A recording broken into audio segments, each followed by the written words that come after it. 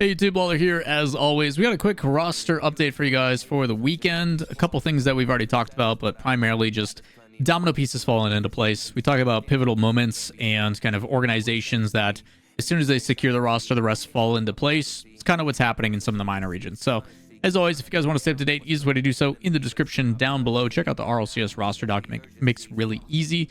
And while you're down there, if you want to check out all the socials, drop follows, hit subscribe, turn notifications, helps me out immensely. It's greatly appreciated. Again, we try to update this as frequently as possible just to make it easy. And then once things are done, we will update the official rosters and stuff and solidify everything going in. We've got obviously power rankings coming, probably going to do a tier list, something that we'll also do an overall recap where we detail every roster change, just so you guys can kind of be like, okay, season starting, this is what to know. So a lot of stuff expected coming in the next few weeks here. That being said, first one's first, we're going to be talking about one that we pinned as the top comment because it happened last second when we made our last video on rosters. But it is Sadjunior. Sadjunior, former Ultimates, no longer is officially joining as the coach of Twisted Minds. A little bit different situation if you guys don't know Sadjunior's history. Obviously, a long-standing player, used to be primarily with like that Cosmic Aftershock, I Bet Power, Kings of Urban, like NRG. Has been around the block for a really long time, both as a player, but then eventually retired back in like 2018 or something like that. And has been basically coaching LJ and friends ever since. Plot Twist, Jamal Jabari, Oxygen, Space Station, Ultimates. Something in common, they all had LJ on the roster. So we have, throughout Sadjunior's entire career as a coach, seen him attached to LJ. So many of us thought, okay, LJ is now going over to Shopify with First Killer. You'd think they'd keep their same coach, which is why this change is interesting for me, because I have not seen Sadjunior do anything other than be with LJ.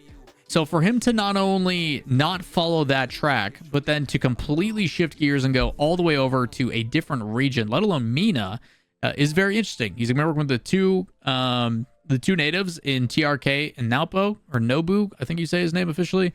And then obviously they're bringing in a massive import in Monkey Moon. So a lot of talent on this roster. It'll be interesting to see both sides, what he brings to the table, seeing so many different iterations through the top tier of North America, but then also for him to probably be educated or been brought to light, because you're bringing in both EU and MENA in that conversation. So I do think it is nice that you're seeing some of these rosters just go with a clean slate, completely brand new.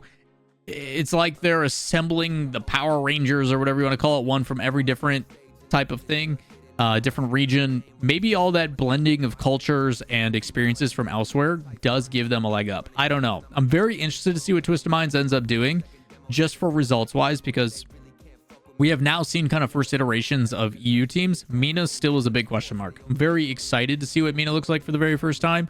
But the assumption is, yeah, it's going to be a battle between Twisted Minds and Falcons. Who's going to end up on top? I don't know. Twins versus TRK and Nobu. I think TRK and Nobu is a deadly combo. Should be a lot of fun to watch. But Sadjunior going to be leading the helm. We pinned this as the top comment in our last roster video, but wanted to speak on it a little bit more. Up next, we do have the puzzle piece that I've been talking about.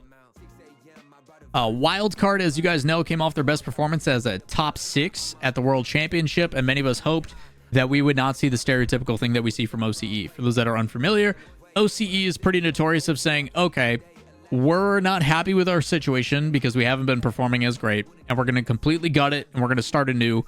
Whoever ends up on a team with Torres is likely to go to the World Championship in every major, because that's what he does as the old man. But then we're going to bring in the new hot commodity, or we're going to go after whether it be Banana Head or otherwise. And honestly, looking at this team, it's like, how do you make it better?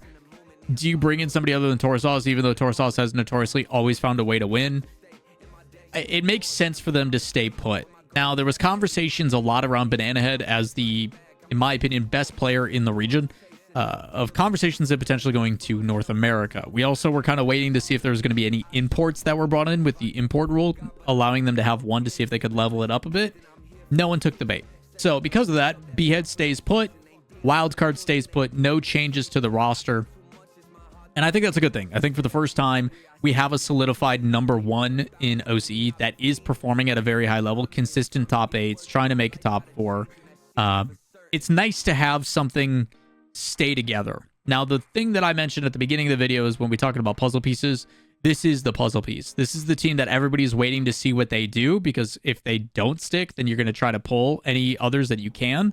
But because they don't and they do stick, every other OCE team expect to follow as a domino. Expect them all to lock in and be like, okay, those options are off the table. We know what we have, what we're picking through. So expect the former TSM with Amphis and all those guys. We already saw Super Locky and those guys already locked. So the conversations are, what does it mean for Hunter? I think Hunter's the only one that's still available. Do they end up switching things up with the TSM?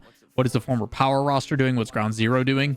Expect those to move very quickly now. That is my assumption, but that's historically how it's gone in OCE. So expect more of that the same. I selfishly am very excited, and even though this isn't technically a roster move or a roster change, it is the effective or hypothetical domino piece in OCE. So just happy to see them staying together, especially after the results I had. Very happy about that. Last but not least, Compact. We've been wondering what's going on. Obviously, this team, for a lot of the time with Compact, has been playing on behalf of like Belgium, and we've seen a lot of history with them. But last time they were, I think, the Red Devils team, if I remember correctly, that came in. It was Compact, RisFox, and Astral. They decide they're going to pivot and go to one of the up-and-comers in France with Matt. Not to be confused with Matzer. Obviously, we saw Matzer, Juke, and Nico. Matt has kind of been around the block for a few different teams, but we haven't really seen him solidify with one or the other. Dopshot when he played previously, but the ATM roster that was close, Ascend as well, both teams that found themselves consistently in top 10s, has been the conversation. He was originally with Tempo, who I honestly think is probably like next up, and a Chronic, who is now going with Nico and Juke, I think, if I'm correct on that. It's hard to keep all track of these. So Compact, RisFox, and Matt should be a competitive team. I do think this team has a lot of potential to go and play upset. Will they be enough to be a top 6? I don't know, because when you look at the top 6 list of rosters that are likely to go and make a run for the first kickoff tournament, I mean, it's stacked pretty heavily. So I will make sure to update this and fill those guys in. I will make sure to put them in my roster document in just a bit here. But if you guys want to make sure you stay up to date, if you guys want to make sure you guys keep your pulse on all things Rocket League and esports related, make sure you guys, as you guys know what to do, check out the description for the document, like, subscribe, turn on notifications, and I hope you guys all have a good weekend. We'll see you in the next one. Peace.